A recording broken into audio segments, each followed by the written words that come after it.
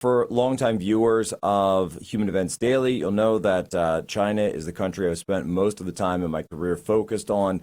Lived there for 2 years, learned to speak and read Mandarin Chinese, and worked as a Navy intelligence officer with a direct focus on the People's Republic of China. Now, we know that there are questions about Xi Jinping. There always will be questions about Chinese leadership. Xi Jinping has been the party chairman now longer than anyone since Mao Zedong himself. He's been longer than Deng Xiaoping, longer than leadership than Jiang Zemin, longer in leadership than Hu Jintao, and he is in the third of his 5-year term, so third of his 5th-year term. So what does that mean? 13 years. He's been there since 2012. And there are a lot of rumors currently. Will he stay? Will he go? Does he have the same level of power that he once did? And while people can play this sort of form of Kremlinology or Zhongnanhaiology, I suppose, Beijingology, as to whether or not these movements within the party actually constitute a loss of face or a loss of control for him.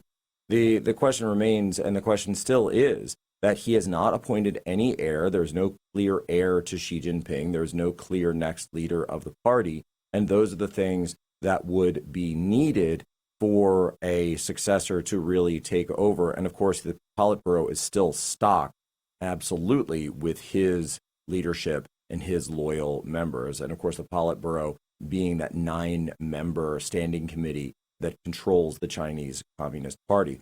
Switching over to the military side, though, one of the key elements that we've seen, and absolutely a key sign of Xi's growing power and the Chinese Communist Party's growing power, was this first dual carrier deployment that China conducted in the Western Pacific. So 2 aircraft carriers, the Liaoning and the Shandong, both deployed at the same time for the People's Liberation Army Navy, the PLAN.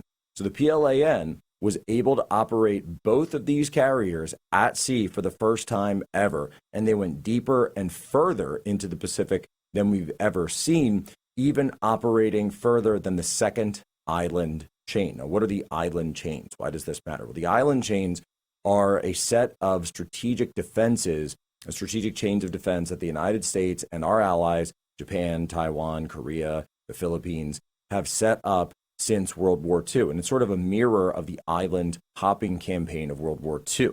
So the first island chain, of course, being the ones that I just mentioned, Japan, Taiwan, South Korea, even though it's not really an island, and the Philippines, the Luzon Strait there, of course, being between the Philippines and Taiwan. That's the first island chain. The second island chain is much deeper into the Pacific, and everyone knows that's New Zealand, that's Guam, that's further out. The third island chain, that's Hawaii.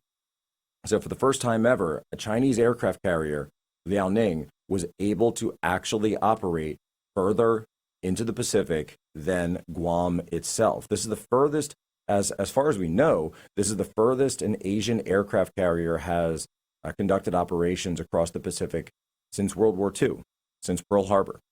And the significance here, this is a ship that was built during the Soviet Union. Actually, the hull of it was originally called the Varyag, and it was initially constructed by the Soviet Union in shipyards in Ukraine, and it is, of course, fueled by Iranian oil. So these aircraft, these strike groups operated both, launching hundreds of aircraft launch recoveries and sorties. So the Liaoning, that's the older aircraft carrier, the original hull that the Chinese Navy was using. The Shandong is a completely indigenous, domestically produced and domestically manufactured aircraft carrier. That platform has been out for a much fewer time, so 420 aircraft launches compared to 700 for the Liaoning. But of course, this is the first time the PLA Navy has simultaneously deployed both carriers east of Taiwan. And the escort groups in these flotillas, so their strike groups, included destroyers, frigates, missile corvettes, as well as even an Anhui amphibious task force group joining these maneuvers. So this is a major milestone. China's aircraft shifting now towards high seas force readiness. So Guam, Taiwan, the Luzon Strait now in complete focus as they are able to take to the high seas. The PLA Navy is now a force to be reckoned with on the blue waters.